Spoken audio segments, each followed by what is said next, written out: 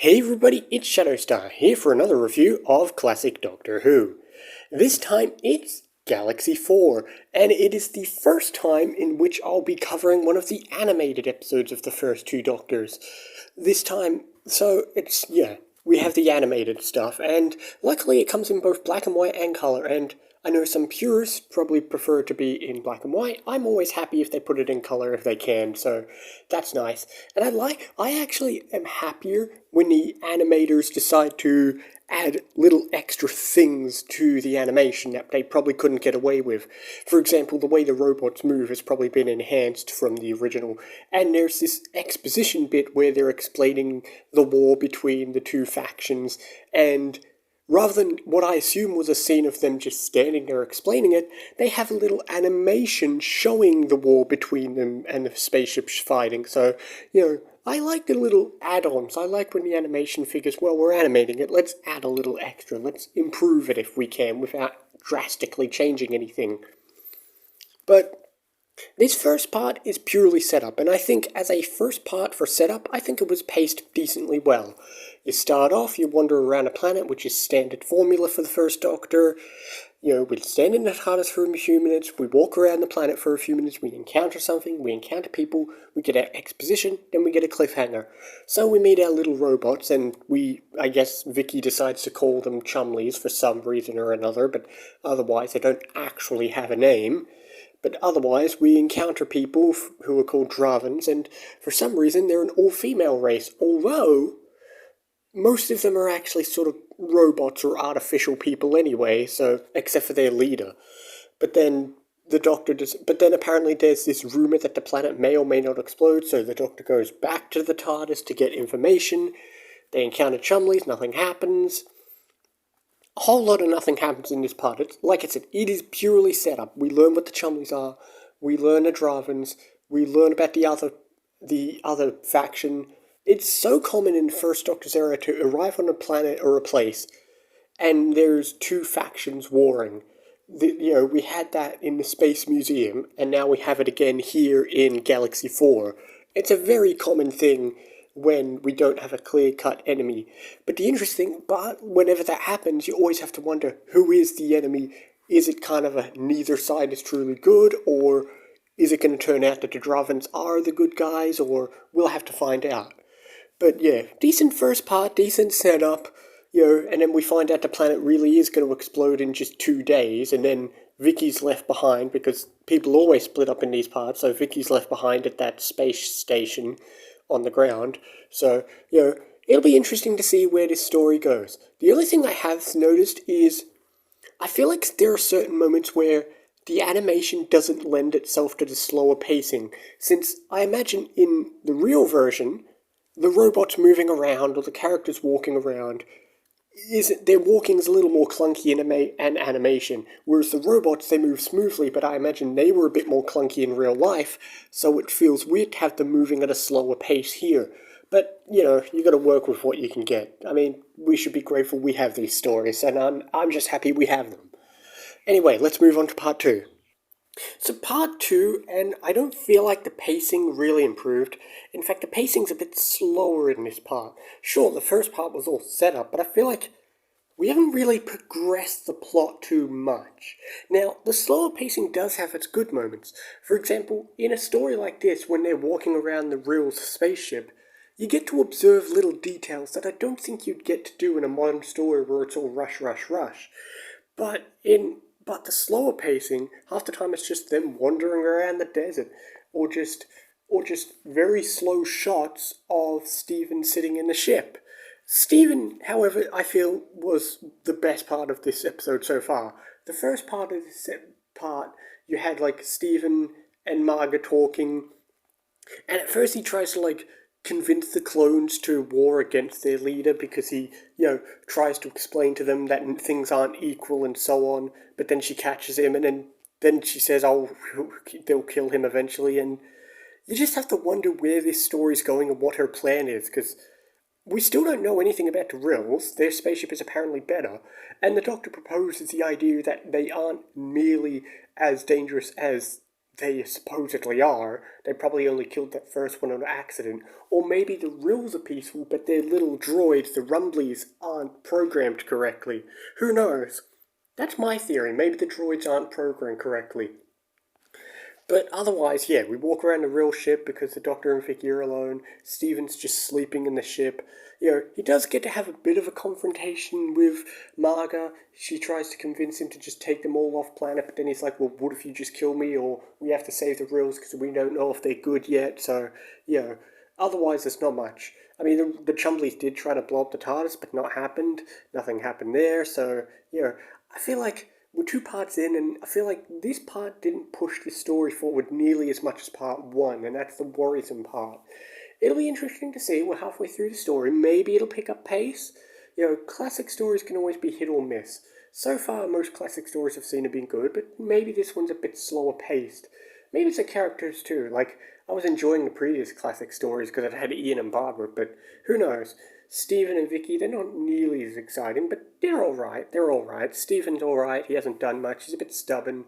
Vicky, I haven't seen much personality to her yet, because I haven't seen many stories with her yet, so... Oh well, who knows? The pacing needs to pick up in the story, though. That's my problem with the story. I mean, look, I understand classic stories have slow pacing, but some of the other classic stories we've seen have good pacing. Even some of the 6-parters have had better pacing. But who knows? Maybe it'll pick up pace. There's only 2 parts left. Let's get on with it. Well, the good news is, Part 3's pacing definitely picks up. We finally get to meet the Rills. Well, not directly, but at least we get to talk to them. And sure enough, they're the friendly ones. They're the peaceful ones, supposedly. The droids didn't harm them. In fact, the droids didn't even harm anyone at first. The person was just injured, and sure enough, Marga shot first before asking questions. Make of that what you will. But yeah, Stephen's trapped in the airlock and he refuses to go in or out or anywhere. Vicky was trapped, but then she wasn't, and then that's when we find out the Rills are actually peaceful. And eventually the Doctor learns it too, so...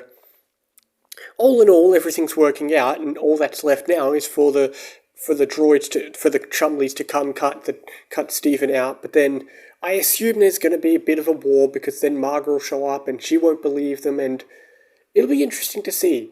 Either A, they'll have to leave Margaret and her people behind to blow up, or B, she will believe them. But I'm guessing she won't because she's extremely warmongering. I mean, you already got that right from the start that she was pretty warmongering and she wasn't going to, really accept the idea that anyone could be peaceful. I mean, even when she's talking with her, when she's talking with her clones, she doesn't even understand the concept of empathy and friends helping each other out, so... they really nailed that hammer on the head, so... But, Part 3's pacing definitely picked up. Friggin' Stephen's being stubborn, and the Doctor is pretty in command, so, it'll be interesting to see how it ends. Will everyone survive? Will Marga stay behind and get blown up and the Doctor will feel bad about it? Will nobody survive? I don't know, I feel like there's going to be a bit of a war going on, because now we're down to the final parts, and either that or this thing won't have much of a climax, but it probably will, because they'll probably get there, bust into the ship, save Stephen, but then there'll be a big thing because they think the Chumleys are working with them, and then, there's this whole miscommunication thing going on, especially since Stephen doesn't know that the Chumleys are good and so on, so, yeah. It'll be interesting to see how they finish this part, so let's just see how they finish the part. I have to say, once again, we got another exposition scene where, once again, the animation actually provides the exposition while he's talking, so, again, much better. Once we got to actually speak with the Rills, it was much better, so, part 2 could have just tightened up the pacing a little bit, and that would have been fine. But we'll see, we'll see how it wraps up. So, this story ends on quite a grim note, though. They really do just leave all the Dravens behind, and rather than just seeing the planet blow up, you see it, crack, and there's magma behind it, and you just see, you see a Chumley fall into lava. It's like, oh, I feel bad for them. And then all the Dravens just fall into lava. It's like, that's so grim. What a grim ending for this story. It's like, wow, we just left them behind. You gotta think, you don't usually see the Doctor as somebody who would leave them behind. I would imagine a modern Doctor trying to at least, I would imagine, like, if it was a modern Doctor, he would be trying to help them, but maybe he'd leave at the very last second because there's nothing left he can do. Like, maybe, sort of like how he tries to, sort of like how in, like, the Stolen Earth, he tries to help Davros, but he's got to get out of there in time. You know, he would try to reach his hand out to help them, but then the planet's 2 seconds away from exploding, so he has to let the TARDIS go anyway, but he feels bad that he had to leave him behind. I imagine that's what a modern Doctor would do, whereas here it's like, well, screw them, we'll let them die. The other ones got away in the flying pyramid, and the Doctor and that get away in TARDIS, and then there's a short cliffhanger for Mission to the Unknown, which I remember being an episode which doesn't contain any main characters and was reenacted, but we'll worry about that another time. Getting to the point at hand, this story had a lot of... This part definitely had slow pacing.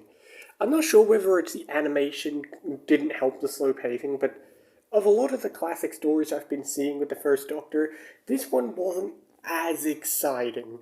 Like, pretty much every other classic story I've enjoyed more. It wasn't awful, it's just the pacing was a bit back and forwards all over the place. Talking with the aliens, that was nice. Talking with the aliens and, it turns out they're really friendly despite their form and that whole moment, that's a nice moment. That's a nice moment, but otherwise it's a whole bunch of back and forth with, like, first Vicky's held hostage and Steven's held hostage, then we're just going back and forth from the TARDIS to the ship, and there's a lot of back and forth and the slow pacing and the amount of times they're just standing around going, how much longer, Doctor? It's the equivalent of the characters saying, are we there yet? It's like a lot of just standing around and then Dravens are shooting at them, and the only admirable thing about Margaret is the fact that she stands alongside her clones and shoots rather than letting them do all the dirty work. But otherwise, yeah, they were evil from the start. The aliens are good. You get about halfway through the story, you get the inversion that they're good guys, but otherwise, pacing was a bit slow, but the characters were all enjoyable. Like, I liked the aliens, and both Vicky and Steven were enjoyable in the story. But yeah, and there's quite a few moments where the Doctor really starts fluffing some lines in the story too. So yeah, it's always weird, because the animation's a bit stiff, it's always weird when, like, a Doctor fluffs a line, but, the animators just have to keep rolling with it too, so yeah. But yeah, the animation obviously is always pretty well, not pretty amazing, but, alright, enjoyable, nothing horrible. Sometimes they'll do little extra free 3D bits for, like, a door opening. She could have done the Chumleys in 3D, but otherwise, yeah, I watched the colour version, but I know they did pretty much all the animations up until now, so...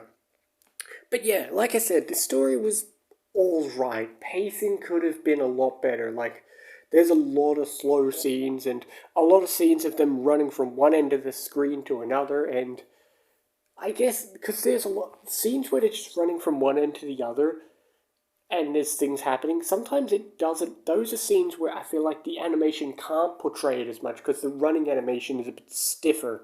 So yeah, I mean, I'm going to try not to talk about the animation. I shouldn't talk about the animation too much. I should enjoy the story because, but I suppose these days, if you're watching this story, it's pretty much the only form in which you're going to watch a story, so the animation kind of goes hand in hand with it, but I shouldn't let it hold it back because the original story wasn't animated, obviously, but oh well.